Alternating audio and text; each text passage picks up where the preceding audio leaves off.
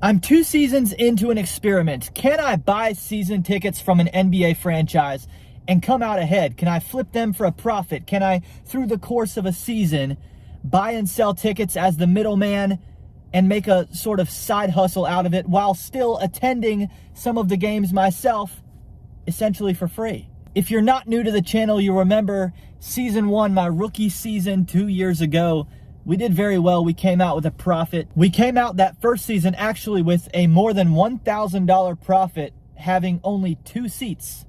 And some people thought, is this repeatable? Was this sort of a fluke? What's the situation here? So of course I tried it for a second season, and that's what I'm here to report on today. But before we dive into the numbers and the financial impact season 2 had on my life, let's talk about how season 2 wrapped up. Allison and I attended the final 2 games of the season. We hosted the Thunder, we hosted the Mavericks, and these were interesting games for multiple reasons. First of all, it was the return for both Gordon Hayward and PJ Washington to Charlotte. We traded them both mid-season. It was poetic how we got to see each of their teams to close out the season. Both of their teams went on to the playoffs, and of course the Mavericks with PJ Washington made a finals run. It was really cool to support those guys into the postseason, since we unfortunately don't have a team in Charlotte. The Charlotte Hornets aren't postseason worthy. Because of that, it also made for the final game coaching for Steve Clifford. We got to see his sort of send-off. Kind of an interesting way to send off a coach. He wasn't, as I understand, fired. It was mutual. Who really knows? But really, I guess we got to witness sort of the best possible way you can part with a coach. The head coach of the Charlotte Hornets, Steve Clifford. At the Thunder game, we got to see quarterback for the Carolina Panthers, Bryce Young, courtside in person. That was cool. We weren't very far from him at all. I was glad that people were pointing him out and taking selfies and pictures with him, because I'm not sure I would have recognized him in the crowd. He's my height. He does not look like an NFL quarterback, but you know, there he is. We got to see #1 overall pick in the flesh. At that final Mavericks game, we made some purchases. I finally got my Brandon Miller jersey. This was the final game of his rookie season. One of my favorite players, easily, instantly, the second he stepped on the court. Allison bought a nice sweatshirt that night. I got a Hornets themed basketball. We got these bad boys for free. Beach hat. It's got a nice intricate little weave to it. Basket weave hats. And I got this bad boy right here. I didn't buy this at the arena. I bought this at a mall, but I still wanted to show it off because I think it's so cool. LaMelo Ball themed frame. 3 different images on it, depending on what angle you're looking at. So cool. Unfortunately, we did lose that final game to the Mavericks. Final home game of the year. That's the end for the Hornets. Ladies and gentlemen, that's the end of tonight's ball game. Your final score, the Dallas Mavericks 130, your Charlotte Hornets 104. But I know that's not what any of you are really here for. You want to know, can the season tickets from the NBA be flipped for a profit? How reasonable is it to do this with consistency? And as we dive into it, bear with me. I'm in my car today for this video because I can't film at home. All of the roofs in my neighborhood are being redone right outside of my house, and it's been impossible for the last several weeks to have like quiet time in my own home. So here we are. You know, we're freaking parked outside of a Papa John's. We got Food Lion trucks driving right past us, and I'm propping my phone up with this Equate pain reliever. So, you know, I got a really sophisticated setup today. I'm doing my best to provide this information to y'all. Thanks for bearing with me. Here you're looking at the same chart, the same sort of Google Sheets, Excel spreadsheet style chart that I used last time for my rookie season. This is the information from the sophomore season selling tickets. My total cost for the year via 12 monthly payments was $4,431.48. After everything was said and done, we returned $5,075 to the penny for the sale of our games. That's a $643.52 profit, just over a 14.5% return on that initial $4,400 investment. It wasn't as big a financial profit as the first season was in our sophomore campaign, but we still did very well.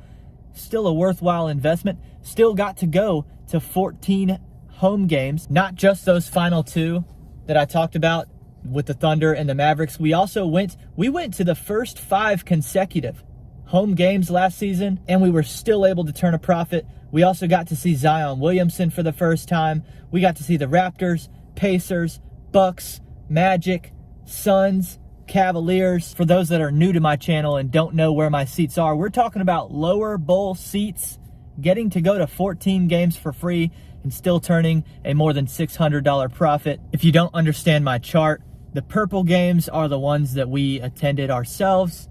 The minus $108 for those games, that's the average cost, basically the average cost of each game to us. The numbers you see in green when we sold tickets, that's the profit after the $108 back. So for example, if you see the green number $18 for the Rockets game on Friday, January 26th, that's not just $18, that's $126, $18 profit after the $108 that we spent on average. We have, for the first time in the history of our season ticket ownership, a very unfortunate thing. It's this gray game down here, minus $108 in gray. That's the first wasted game we've had in 2 years. A Wednesday night game hosting the Portland Trail Blazers. Nobody bought the tickets and we just couldn't make the game. I was really upset about that. It's the first wasted resource I've had in this experience. Unfortunately, I'm afraid that in year 3 we're going to have more of those than ever. There's no doubt. I have had a lot of things change. Some things on the Hornets end changed. Some things in my personal life change. I work a 40-hour-a-week job now, and I work from 8 p.m. to 4 a.m., 5 days a week. There's going to be a lot of times this year where I can't possibly go to the Hornets games, even if I want to, even if they don't sell. When you add to the fact the Hornets raised season ticket prices somewhere about 10% this season, about $400 extra it's going to cost me this season to retain my 2 seats. I think they're justifying this because, one, hopefully the team's better. We're under new ownership as of a year and a half ago. Obviously, everything in this economy is costing more, and they made renovations to the interior of Spectrum Center. They are trying to say, hey, your experience is going to be better from a fan perspective. We've improved things, and we're going to make y'all pay for it. So my cost is higher this season, and the odds that we end up having wasted resources this season are a lot higher. This is going to be the toughest season I've had yet to try and repeat the result, turn a profit, but we've got a lot to be optimistic about in Charlotte. Obviously, having a team mostly fully healthy to start the season is going to be exciting. I know we're missing Mark Williams from the starting lineup to start off, but we've got LaMelo Ball back. We've got Miles Bridges without a suspension to start the season. I'm really encouraged about finally getting to see this young core together for a real legitimate shot at a playoff run. Of course, we have a new head coach, Charles Lee, and I happen to be filming this just after the Hornets' first game. They started the season on the road at the Rockets. We fell down 18 points and still made a comeback behind LaMelo Ball's 34 points. Starting the season 1-0 is important, especially in Charlotte. It's not really a sports town. If it is a sports town, it's more college. We're talking about the Carolinas. People care about college football down here. The Hornets have to start hot for there to be a lot of excitement around the team. It's good to be 1-0. I'm hoping that will help the sale of the tickets during the early months of the year before some people don't even realize when basketball starts. Some of the October, early November games get forgotten about in the NBA. It's hard to sell tickets up front. That's why last season we attended the first 5 games. The first 5 games of the year last season, we're talking about more than 10% of the season, did not sell. Hopefully we start fast with this young team. Good start after getting the win in Houston. One more thing that's going to make it tough this season that I didn't have to deal with the last 2 years. When you sell season tickets, especially for a small market team like Charlotte basically is, and a team that's not very good, a team that's not very competitive, you're really relying on the teams coming in to your city bringing the value. That means every year, if you're in our situation, the 2 tickets that are going to sell at the highest value, Lakers, Warriors, LeBron, Steph.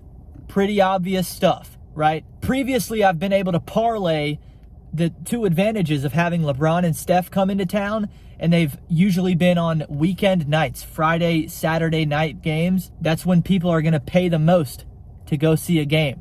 Obviously, they're available on the weekend, want to go out and see those superstars. This season, both LeBron and Steph come to Charlotte on Monday nights. Another thing that could hurt the value of my season tickets. We'll see. This is going to be the toughest season yet. Subscribe if you're interested in the result from year 3. Of course, I'll make a recap video again next off season. I'm going to scooch the car up a little bit. The sun has started to come into my eyesight. It has peeked over the Papa John's. There we go. That's better. Of course, the biggest hope for me remains the same. I can't wait to share with y'all my experience trying to flip tickets on short notice. Of course, we get the whole regular season schedule. I haven't gotten to experience yet as a season ticket holder for the Hornets what it's like when you make the playoffs or even just a play-in game. I'm just hoping and praying we can win enough games, be successful enough this year to sort of have an extended version of this, trying to profit off of postseason basketball. I think will be so fun. Thanks for listening to my update. I will see you next time on Welty.